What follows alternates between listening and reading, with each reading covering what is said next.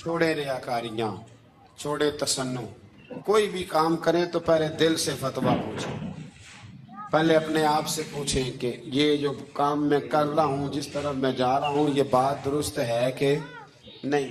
फिर जब आप समझ लें कि बात दुरुस्त है, फिर उस पर और मेहनत करें और खुलूस का मुजाहरा करें। अब जब नमाज की नीयत के लिए खड़े हों तो फिर एक दफ़ा नीयत, ये जो नीयत होती है ना नमाज की, इसका मकसद भी ये होता है कि ज़रा ना जिस्म का किबला भी ठीक कर लो और इरादे का किबला भी ठीक कर लो, ज़रा ना दुरुस्त कर लो अपने आप को। नीयतुल मोमिन खैरुम मिन अमली, मोमिन की नीयत उसके अमल से भी बेहतर होती है। नेमतों के अदा करने के बाद शुक्र का हुक्म ज़रूर दिया गया है, लेकिन कोई इतना सख्त तरीका उसका वज़ा नहीं किया गया कि अब सारा दिन कोई शख्स मस्जिद में बैठा रहे तो शुक्र अदा होगा।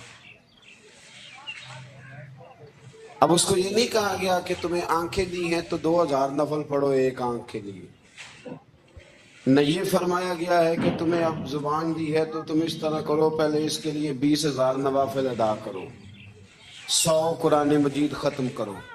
ऐसी कोई बात नहीं है, बल्कि अल्लाह तबारक व तआला ने शुक्र का हुक्म दिया। और जो चीज़ ज़्यादा अहम है, जो ज़्यादा तवज्जो तलब है, जो चीज़ ज़्यादा समझने वाली है, वो ये है कि मालिक ने सारा कुछ दे के जो मुतालबा किया है वो ये है कि तुमने अब जो नेक अमल करना है वो खालिस मेरी रिज़ा के लिए करना है। कुल इन्ना सलाती व नुसुकी व महयाया व ममाती लिल्लाहि रब्बिल आलमीन।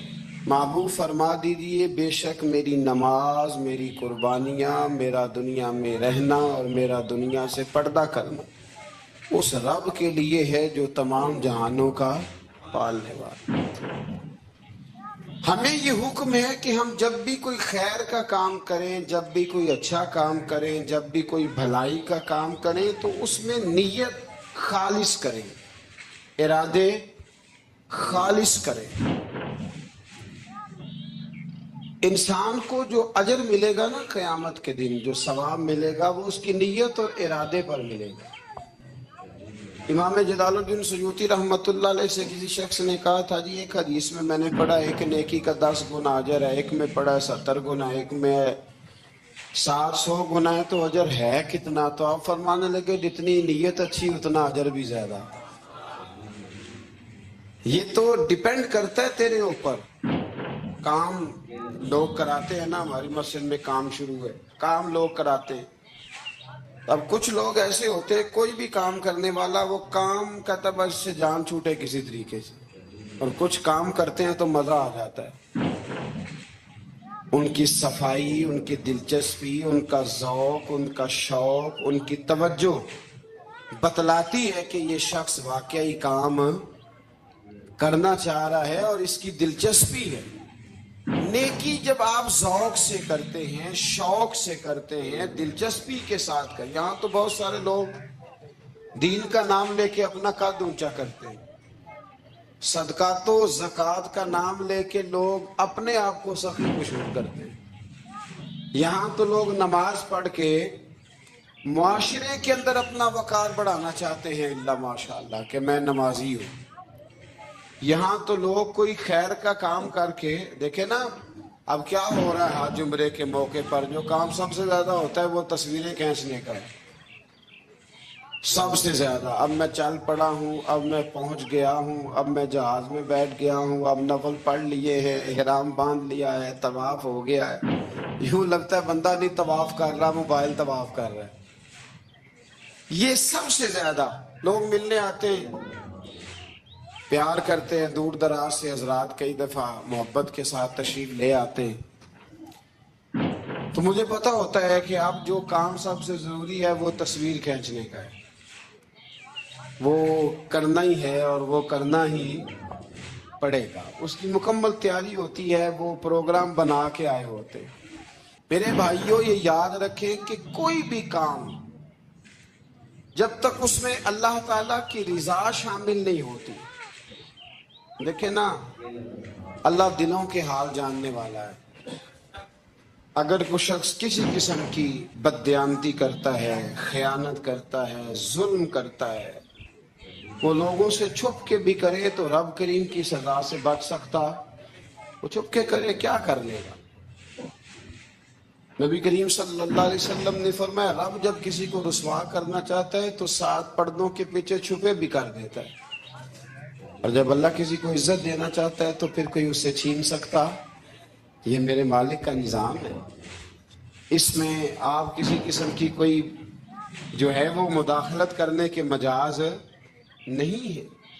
اپنی ارادوں کو، اپنی نیتوں کو، اپنے شوق اور ذوق کو خالص رکھے اللہ کی رضا کے لیے، اس میں شائبہ نہ ہو، شک نہ ہو کسی قسم کا، غیر کی آمیزش نہ ہو۔ نماز پڑھیں تو اللہ کی رضا کے لیے، صدقات و خیرات کریں تو اللہ کی رضا کے لیے۔ کسی کام میں آپ مداخلت کرتے ہیں، بھائیوں کی لڑائی ہو گئی ہے، دوستوں کا جھگڑا ہو گیا ہے، رشتہ داروں میں کسی جگہ کوئی ایسی ضرورت پڑ گئی ہے جہاں آپ کے مداخلت کرنے سے حالات بہتر ہو سکتے ہیں تو مداخلت ضرور کریں، چودھری بننے کے لیے نہیں،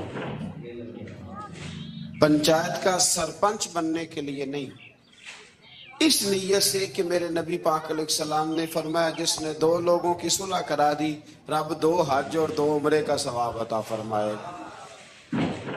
اس ارادے سے، اس نیت سے، اس ذوق سے، اس شوق سے، اس توجہ کے ساتھ آپ آگے بڑھیں گے کہ ہم نے اللہ کی رضا کے لیے کرنا ہے۔ ہمارے آج کل کے جتنے امور ہیں ان امور کے اندر دنیا داری غلبہ کرتی چلی جا رہی ہے، ہر کام میں دنیا داری کی آمیزش ہو جاتی ہے، نہ چاہتے ہوئے بھی، نہ ارادہ کرتے ہوئے بھی، بہت ساری جگہوں پہ، اور دنیا داری اتنی غالب ہو گئی ہے کہ دنیا ہی دنیا نظر آنے لگ گئی ہے، دنیا ہی دنیا، یعنی کوئی چیز کیمرے کی آنکھ سے چھپ نہیں پا رہی، کوئی بات ایسی نہیں جس پر لوگوں کی نظریں نہ ہوں، کوشش کریں۔ اور عجیب بات یہ ہے کہ دنیا داری ہو، دولت ہو تو اس کو چھپا کے رکھا جاتا ہے، اور دین کی کوئی بات ہو اس کو نشر کرنا ضروری سمجھا جاتا ہے تاکہ لوگوں کو میرے تقوی اور میری پرہیزگاری کی خبر جلدی جلدی مل جائے۔ میرے نبی کریم علیہ الصلوۃ والسلام نے خالص اللہ کی رضا کے لیے ہر کام کرنے کا حکم دیا۔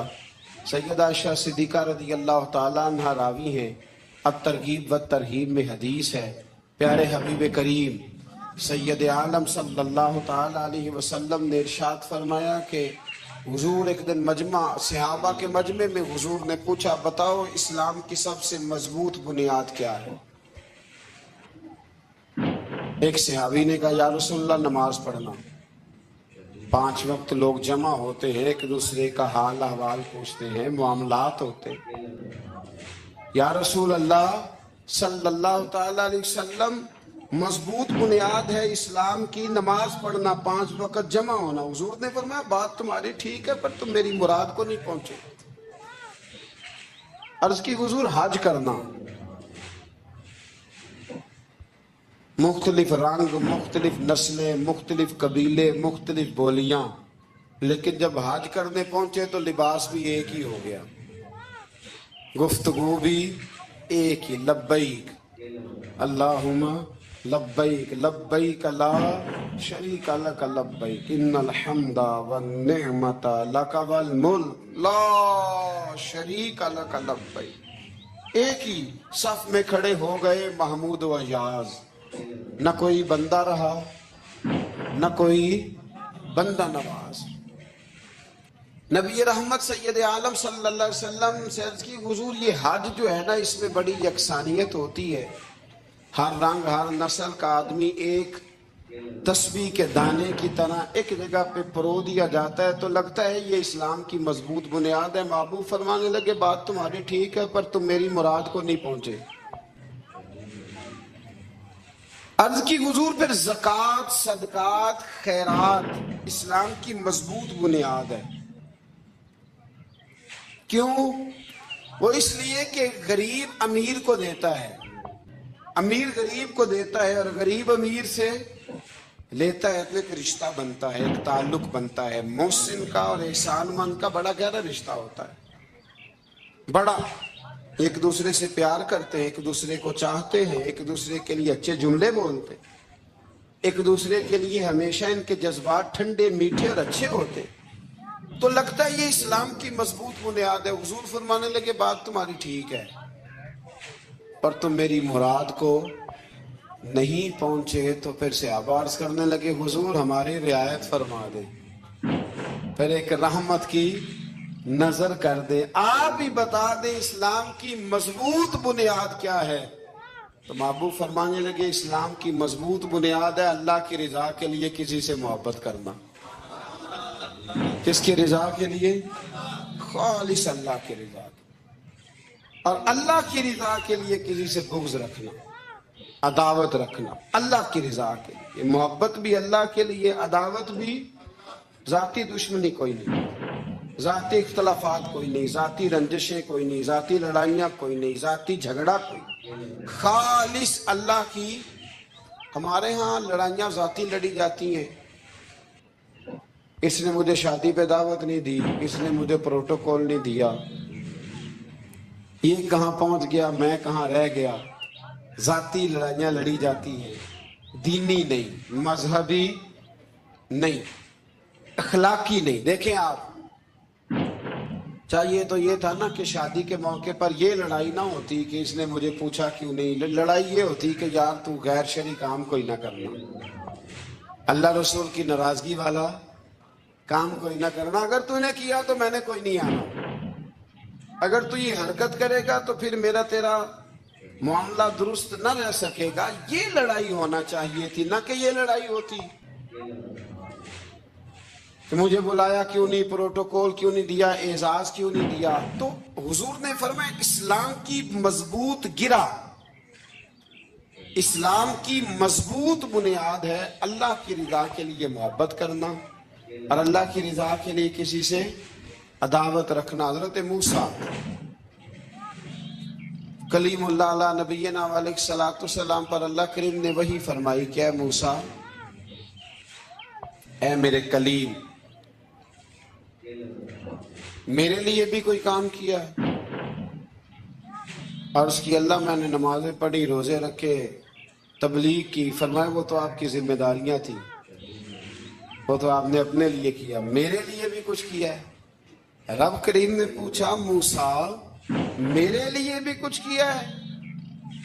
عرض کیا اللہ یہ سارا کچھ، فرمایا مالک تیرے لیے کیا۔ کہا یہ تو آپ نے اپنے لیے کیا، آپ کی ذمہ داریوں میں شامل تھا، مالک تیرے لیے کیا ہے؟ فرمایا کسی بندے سے محبت کی ہے کہ یہ اللہ کا بندہ ہے؟ کسی بندے سے محبت کی ہے کہ یہ اللہ کا بندہ ہے؟ یا کسی کے ساتھ تمہاری صرف اس لیے ناراضگی ہو کہ یہ اللہ کا نافرمان ہے، اللہ رسول کا دشمن ہے، معاذ اللہ بے ادب ہے؟ میرے بھائی سمجھ لیں اچھی طرح اور اپنے دل کے کونے میں یہ بات بٹھا لیں کہ زندگی میں جو کام کریں وہ اللہ کی رضا کے لیے۔ وہ کہنے لگا میں آزاد ہوں، کس طرح، کیسے؟ تو حضرت علی فرمانے لگے میرا تیرا ذاتی جھگڑا تو کوئی نہیں نا، نہ تو نے میری زمین پہ قبضہ کیا، نہ میرا مال لوٹا، نہ میری عزت پر ہاتھ ڈالا، میرا تیرا جھگڑا اللہ کی رضا کے لیے، خالص اس لیے کہ تو اللہ کی نافرمانی کر رہا، خالصتاً اس لیے تیرا اور میرا یہ جھگڑا ہے۔ باقی جہاں تک تعلق اس بات کا ہے کہ اب تو نے میری ذات شامل کر دی، اب تو نے مجھے تکلیف دے دی، اب تو نے مجھے اذیت میں مبتلا کر دیا، تو حضرت مولا علی شیر خدا فرمانے لگے اب ذات آ گئی ہے میری بیچ میں، اب میری ذات بیچ میں آ گئی ہے، اب اگر میں تجھے قتل کروں گا تو لگے گا میں نے اپنے ذاتی غصے میں قتل کیا ہے، لہٰذا اب معاملہ یہ ہے کہ میں تجھے آزاد کرتا ہوں، اب تو چھٹی کر سکتا ہے، جا سکتا ہے، دوبارہ کبھی میرے ہاتھ آئے گی تو دیکھی جائے گی۔ مولا کائنات نے اسے چھوڑ دیا، لیکن وہ حضرت علی کا غلام بن گیا، وہ غلام بن گیا۔ کہنے لگا علی اب سمجھ آئی ہے کہ دین کتنا شاندار ہے، دین کتنا اعلیٰ ہے، دین کی قدریں کتنی پاکیزہ اور کتنی حسین ہیں۔ اور کتنا منور ہے محبوب کریم کا دین، آپ مجھے کلمہ ہی پڑھا دیں۔ گویا جو بندہ تلوار سے فتح نہ ہو سکا وہ مولا علی کے خلوص سے فتح ہو گیا۔ حضرت علی کے خلوص سے، للہیت سے، اللہ کے ساتھ جو ان کا رشتہ تھا، اس رشتے کی برکت سے وہ آدمی فتح ہو گیا۔ میرے بھائی، ہمارے معاملات کے اندر للہیت ختم ہوتی جا رہی ہے، خلوص نہیں رہا، کرامتیں ہیں، کہانیاں ہیں، داستانیں ہیں، الزامات ہیں، جھوٹ ہے، فریب ہے، فراڈ ہے، بڑا کچھ ہے۔ اگر نہیں ہے تو خلوص نہیں ہے، اگر نہیں ہے تو ہمارا اللہ اور اس کے رسول کے ساتھ رضا والا معاملہ نہیں ہے۔ کسی چیز کو اس کی حقیقت کی بجائے ہم تصورات کی دنیا میں جا کے، خیالات، توہمات اور افواہوں کی دنیا میں جا کے اس کو قبول کرتے ہیں۔ یاد رکھو، جن لوگوں کی زندگیاں اللہ کی رضا کے لیے تھیں وہ لوگ بڑے اچھے تھے، بڑے خوش بخت تھے، بڑے خوش نصیب تھے۔ انہیں بدر کے میدان میں گردنیں کٹانے میں بھی بڑا ہی مزہ آیا تھا۔ انہیں آپ دیکھیں نا، احد کے میدان میں جانے دینے میں بھی انہیں بڑا مزہ آیا۔ جب آدمی میں خلوص ہوتا ہے تو اس کے لیے جان قربان کرنا بھی آسان ہو جاتا ہے، لیکن جب خلوص نہیں ہوتا پھر گفتگو ہوتی ہے، پھر باتیں ہوتی ہیں، پھر داستانیں ہوتی ہیں، پھر کہانیاں ہوتی ہیں، پھر لب و لہجہ ہوتا ہے، پھر منصوبہ سازی ہوتی ہے، پھر ہیلے بہانے، پھر سغرے کبرے جوڑ کے لوگ کہانیاں اور داستانیں بناتے ہیں۔ خلوص اور للہیت کے ساتھ اللہ کی بارگاہ میں جھکے، عبادتوں کا، ریاضتوں کا، تلاوتوں کا جتنا اللہ ہمیں موقع دیتا ہے اس میں خلوص شامل کرنے کی کوشش کریں، للہیت شامل کرنے کی کوشش کریں، اللہ کی رضا شامل کرنے کی کوشش کریں۔ میرے نبی رحمت صلی اللہ تعالی علیہ وسلم نا حضرت معاذ ابن جبل کو جب یمن کے لیے روانہ کرنے لگے تو رسول پاک علیہ السلام نے بڑی نصیحتیں فرمائی۔ ان نصیحتوں میں درد بڑا تھا۔ کیوں؟ اس لیے کہ حضور نے انہیں بتلایا تھا کہ جب تم واپس آؤ گے تو میری تمہاری ملاقات نہیں ہوگی، تم میری قبر سے گزرو گے۔ اکھاں جدوں میٹیاں زمانہ مینوں روے گا، اور اپنا تے اپنا بیگانہ مینوں روے گا۔ جدوں نہ میں دسیا میں خاراں نوں میں خانے وچ، جام ٹوٹ جان گے تے میں خانہ مینوں روے گا۔ کئی لک لک رون گے تے کئی بک بک رون گے، گلیاں دا ایانا تے سیانا مینوں روے گا۔ اور کیا خوبصورت بات انہوں نے کہی تھی، مجھے بڑی پسند ہے۔ کہنے لگے بے قدراں کچھ قدر نہ جاتی، او کیتی خوب تسلی ہو، اے دنیا دار پجاری زر دے کتیاں دے گل ٹلی ہو، بک بک روسن اکھیاں تکیو ویکھ حویلی کلی ہو، تے کوچ نصیر اساں جدوں کیتی پھر پہ جانی تھر تھلی ہو۔ کوچ نصیر اساں جدوں کیتی پھر پہ جانی، پھر کمال ہو جائے گی۔ بعد مرن دے مکھڑا میرا ہو جاوے جے تازہ، پھر سمجھ لینا محبوب میرے نے آن پڑے ہے جنازہ۔ حضرت معاذ ابن جبل رضی اللہ تعالیٰ عنہ سے حضور نے فرمایا، معاذ جب تم واپس گزرو گے نا تو میری قبر کے پاس سے گزرو گے، ملاقات نہیں ہوگی۔ تو وہ جو نصیحتیں تھی نا اس موقع پر جب آپ گویا کسی سے آخری ملاقات کر رہے ہوتے، ان نصیحتوں کے اندر جو حسن ہوتا ہے، کمال ہوتا ہے، وہ تو جاتے جاتے کی بات، لے سجنا اساں توڑ نہیں پائی تو جان ہی دتی راہ تیرے، وہ جو جاتے جاتے کی گفتگو ہوتی ہے، وہ جو انداز ہوتا ہے بڑا کمال ہوتا ہے۔ اور اس کی گہرائی اور گہرائی کو وہ سمجھ سکتا ہے جس کو وہ لمحے میسر آتے، جو اس وقت اس مقام پہ کھڑا ہوتا ہے۔ حضرت معاذ ابن جبل رضی اللہ تعالیٰ عنہ تڑپ کے روئے کہ حضور کیا فرما رہے ہیں؟ حضور کوئی خاص نصیحت تو نبی پاک نے بڑا کچھ فرمایا۔ ایک جملہ حضور نے یہ کہا، معاذ عمل جتنا بھی کرنا خلوص کے ساتھ کرنا۔ اور محبوب نے فرمایا تیرا خلوص کے ساتھ کیا ہوا تھوڑا عمل بھی رب کی بارگاہ میں زیادہ بنا کے تیرے لیے ذریعہ نجات بن جائے گا۔ جتنا بھی کرنا خلوص کے ساتھ کرنا، بولیے خلوص کے ساتھ کرنا، للہیت کے ساتھ کرنا، اس کے اندر کوئی کمزوری نہ آنے پائے، للہیت کے ساتھ، خلوص کے ساتھ، رواداری کے ساتھ، پیار کے ساتھ کرنا۔ میرے بھائیوں، یہ سمجھنے کا مقام ہوتا ہے کہ جب ہم اللہ اور اس کے رسول صلی اللہ علیہ وسلم کی رضا کے لیے کوئی عمل کرتے ہیں تو اس کا بھی ہمارے دل کو پتہ ہوتا ہے، اور جب اندر ریاکاریاں ہوتی ہیں تو ہمارے دل کو اس کا بھی پتہ ہوتا ہے۔ ہمیں دونوں باتوں کی خبر ہے۔ اب ہمیں خود سوچنا ہے، ہمیں خود فکر کرنی ہے، غور کرنا ہے کہ ہمارا انداز۔ ایک بزرگ تھے، امام غزالی نے لکھا ہے، انہوں نے 7 سال پورے 5 نمازیں جماعت کے ساتھ پڑھی اور پہلی صف میں تکبیر اولیٰ کے ساتھ پڑھی۔ 7 دن نہیں پوری پڑھی جاتی 5 نمازیں پہلی صف میں پہلی تکبیر کے ساتھ۔ 7 پہلی صف میں تکبیر اولیٰ کہتا ہے، امام نے اللہ اکبر کہا پہلی تکبیر میں تو ہم نے بھی ساتھ ہی اللہ۔ پہلی صف میں 7 سال تک 5 نمازیں تکبیر اولیٰ سے، بہت بڑا کارنامہ ہے، بہت بڑی بات ہے۔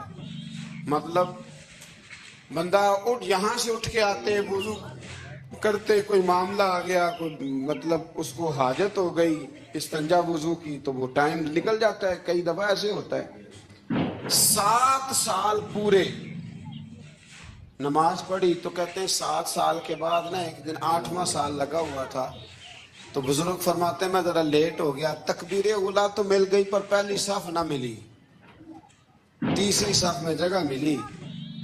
بزرگوں کے تقوی دیکھیے گا، فرماتے تیسری صف میں میں نے نماز پڑھی تو میرے دل کے اندر خیال آیا، یار لوگ کیا سوچیں گے کہ اتنا اچھا اس کا ریکارڈ تھا، پہلی صف میں یہ نماز پڑھتا تھا تو آج تیسری صف میں، لوگ کیا سوچیں گے۔ فرماتے ہیں جب یہ لفظ زبان پہ آیا تو میرا ضمیر بول پڑا، جب یہ سوچ دل میں آئی تو میرا اندر تڑپ اٹھا، چھم چھم میرے آنسو نکلنے لگے، میں رویا۔ اور فرماتے ہیں لوگ چلے گئے اور میں نفل پڑھتا روتا رہا۔ میں نے کہا اللہ مجھے یوں لگتا ہے وہ 7 سال تک پہلی صف میں جو نمازیں پڑھتا رہا وہ تو لوگوں کو دکھانے کے لیے پڑھتا رہا۔ فرماتے ہیں میں نے 7 سال کی نمازیں قضا پڑھی، قضا نمازیں پڑھی، اس لیے کہ مجھے سمجھ آئی کہ وہ نماز اللہ کی رضا کے لیے نہیں تھی، وہ تو بندوں کو ریکارڈ بنانے کے لیے تھی۔ میں نے وہ 7 سال کی نمازیں قضا پڑھی، اور فرماتے ہیں اب دوبارہ سے جب میں جاتا ہوں تو پھر میں اپنے دل پہ غور کرتا ہوں کہ پہلی صف تکبیر اولیٰ پر، یہ بتا نیت کیا ہے، یہ بتا کہ تیرا ارادہ کیا ہے۔ شیخ سعدی فرمایا کرتے تھے تیرے وجود کا قبلہ تو سیدھا ہے، دل کے قبلے کی بھی بات بتا۔ تیرے وجود کا قبلہ درست ہے پر دل کے قبلے کی بھی، ہاں خودی کا سر نہاں لا الہ الا اللہ، خودی کا تیگ فساں لا الہ، یہ دور اپنے ابراہیم کی تلاش میں ہے۔ صنم کدا ہے جہاں لا الہ الا اللہ، صنم کدا ہے جہاں لا الہ الا اللہ، اور اگرچہ بت ہیں جماعت کی آستینوں میں پر مجھے ہے حکم ازاں لا الہ الا اللہ۔ تو یہ جو ہمارا مزاج ہے نا لوگوں کو دکھانے کا، بتانے کا، سنانے کا، شیخ ابو العباس مرسی فرماتے کہ مجھے کئی دفعہ محبوب کریم علیہ السلام کا دیدار نصیب ہوا، میرا اور حضور کا معاملہ تھا، پھر میں نے لوگوں کو بتانا شروع کر دیا۔ فرماتے ہیں پھر انہوں نے آنا چھوڑ دیا، اس لیے کہ کچھ باتیں ایسی ہوتی ہیں جو بتانے کی نہیں ہوتی، لیکن کچھ بندوں کو بشارتیں ہوتی بڑی ہیں، وہ ان بیچاروں کو بدہضمی ہو جاتی، وہ بتائیں نا جب تک 30 لوگوں کو تب تک ان کی وہ بدہضمی ختم ہے۔ حالانکہ ہر چیز بتانے کی، دکھانے کی، سنانے کی، ہر چیز کی وضاحت دینے کی نہیں ہوتی، ہر چیز ایسی نہیں ہوتی۔ حضرت ابو ہریرہ جیسے لوگ فرمایا کرتے تھے علم کی 2 تھیلیاں، ایک کھولی ہے دوسری کھولو تو مجھے قتل کر دو۔ ہر چیز کو بتانے سمجھانے کی ہوتی ہے۔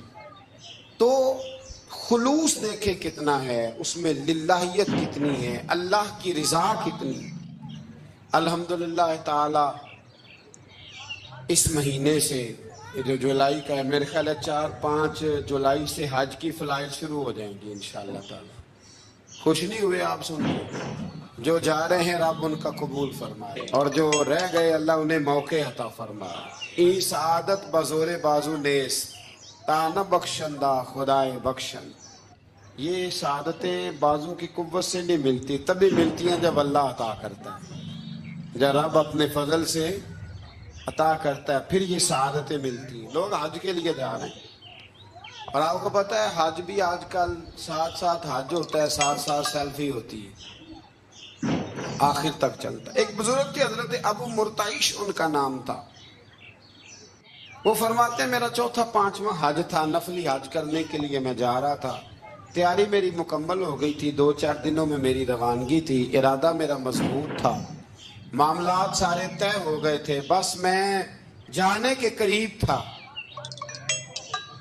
فرماتے ہیں کہ میں ایک دن گھر میں بیٹھا تھا، اماں جی نے نا کہا بیٹا ذرا پتر ذرا پانی کا پیالہ دینا۔ فرماتے میرے دل میں خیال آیا کہ ایک تو میں عالم ہوں، صوفی ہوں، درویش ہوں، مولوی ہوں، اور دوسرا یہ کہ میری کل پرسوں تیاری بھی ہے، تو پانی تو چھوٹا بھائی بھی دے سکتا ہے، یہ کام کو بچہ بھی کر لے گا۔ میں نے چھوٹے کو اشارہ کیا ذرا پانی دینا، وہ گیا اور مٹکے سے پانی بھر کے اماں کو دے دیا۔ کہتے جب اس نے اماں کو پانی دیا نا تو میرے اندر پھر مد و جزر شروع ہوا، پھر میری ضمیر کی آوازیں اٹھنے لگی، پھر اندر سے بلندی ہونے لگی، پھر آوازیں آئیں، اور پھر میں نے اعلان کیا، میں نے کہا اوہ یہ کیا ہوا؟ سینکڑوں اور ہزاروں میل حج کرنے کے لیے جانا میرے لیے آسان ہے، اور یہ 2 قدم اماں کو پانی دینا میرے لیے مشکل ہے، یہ کیا بات ہوئی؟ حالانکہ حج کرنے سے بھی اللہ نے راضی ہونا تھا، اور اماں کو پانی پلانے سے بھی اللہ نے راضی ہونا تھا، پر یہ میں کس جگہ کھڑا ہو گیا ہوں کہ سینکڑوں میل اور ہزاروں میل جا کے حج کرنا میرے لیے آسان ہے، لیکن پانی بھر کے لانا میرے لیے مشکل ہے۔ چند قدموں کے فاصلے پہ مٹکا پانی کا پڑا ہے۔ فرماتے ہیں بس اسی وقت پہ مجھے سمجھ آئی کہ وہ حج میں لوگوں نے ذرا حاجی حاجی کہنا ہے نا، حج میں لگا شور اٹھے گا نا کہ چھٹا حج کر کے آیا، حج میں ذرا آوازیں اٹھیں گی نا ماشاءاللہ کیا بات ہے، پھول ڈلیں گے اور پتیاں گریں گی اور نام ہوگا، لیکن اماں کو پانی دینے سے کسی نے اعلان تو نہیں نہ کرنا، شاباش تو نہیں نہ دینی، کسی بندے نے آواز تو نہیں نہ اٹھانی۔ فرمایا میں اسی وقت اسی لمحے اٹھ کے ماں کے قدموں میں بیٹھا اور پیر پکڑ کے کہا اماں مجھے معاف کر دے۔ اماں کہنے لگی بیٹے کیا ہوا؟ میں نے کہا اماں مجھے سمجھ آ گئی، آج میرا نفلی ہے، میں اس سال نہیں جاؤں گا، اگلے سال جاؤں گا، اب یہ پورا سال میں تیری نوکری کروں گا، میں تیری خدمت کروں گا، تیرے پیر دباؤں گا، تیرے لیے کھانا لاؤں گا، میں تیری ڈیوٹی کروں گا، اس لیے کہ مجھے سمجھ آئی ہے کہ نیکی کا تصور اصل میں ہے کیا۔ ہم بالعموم وہ نیکی کرنے جا رہے ہوتے ہیں جو نیکی بھی ہوتی ہے اور دنیا میں اس کا نام بھی ہوتا ہے، تذکرہ بھی ہوتا ہے، اس کی وجہ سے ہمارا قد بھی اونچا ہو رہا ہوتا ہے۔ حالانکہ نیکی کا تصور تو بڑا چھوٹا سا ہے، کل معروف صدقہ، مسکرا کے ملنا بھی نیکی، رزق حلال کما کے بچوں کو کھلانا بھی نیکی، گلی سے پتھر اور کانٹا اٹھا دینا بھی نیکی، پر ہمیں تو کوئی لمبی چوڑی نیکی چاہیے، کوئی بڑی نیکی چاہیے۔ اس لیے بہت سارے ایسے لوگ ہیں جو نیکیاں ان کے پہنچ میں ہوتی ہیں وہ نہیں کرتے۔ وہ محرم کے ایام میں نے ایک جگہ پہ حاضری کا موقع ملا تو وہاں ایک صاحب کہہ رہے تھے ہم مریں گے، لڑیں گے، جانیں دیں گے، قربانی دیں گے، ہم امام علی مقام کی سنت ادا کریں گے، سارا کچھ کریں گے۔ تو بعد میں وہ میرے پاس بیٹھے تو میں نے انہیں کہا کہ جب جنگ کا موقع آئے گا تو انشاءاللہ لڑیں گے، جانے بھی دیں گے، پر ابھی آپ یہ کام کریں کہ امام حسین ایک رات میں پورا قرآن پاک پڑھا کرتے تھے، یہ والی سنت امام حسین کی شروع کریں، یہ والی سنت ابھی آپ سٹارٹ جب وہ موقع آئے گا تو انشاءاللہ وہ کام بھی کریں گے. یہ والی سنت آپ سٹارٹ کریں امام صاحب کی. امام صاحب 100 نفل پڑھا کرتے تھے فرض نماز کے علاوہ روزانہ, 100 رکعت نماز نفل. تو آپ یہ والی سنت امام حسین کی شروع کریں نا, تو جب کربلا سجانے کی باری آئے گی تو پھر کربلا بھی سجا لیں گے. لیکن ہم نے یہ والے کام نہیں کرنے, نمازیں 5 پوری نہیں پڑھنی, ہم نے تو صرف کربلا والی سنت ادا کرنی, نعرے لگانے, وہاں تک پہنچنا ہے. میرے عزیز یاد رکھیں, اللہ کی رضا ہر جگہ پیش نظر ہو. میرے رسول کریم صلی اللہ تعالی علیہ وسلم کی عالی مرتبت خدمت میں ایک جنگ کے موقع پر صحابہ نے عرض کیا تھا کہ یا رسول اللہ صلی اللہ تعالی علیہ وسلم, فلاں آدمی بڑی ہمت سے لڑ رہا ہے, جہاد کر رہا ہے, بڑی بات ہے. تو حضور نے فرمایا یہ جہنمی ہے. جہاد کر رہا تھا, توجہ ہے میری بات پر. حضور نے فرمایا یہ جہنمی ہے, یہ دوزخی ہے, یہ بندہ جنتی نہیں. جب سرکار دو عالم صلی اللہ تعالی علیہ وسلم نے یہ بات ارشاد فرمائی تو صحابہ کہتے ہیں ہمیں تجسس ہوا کہ یہ کیا بات ہوئی, اتنی ہمت سے, جوان مردی سے, اتنی وہ دلیری سے لڑ رہا ہے اور حضور نے فرما دیا دوزخی ہے.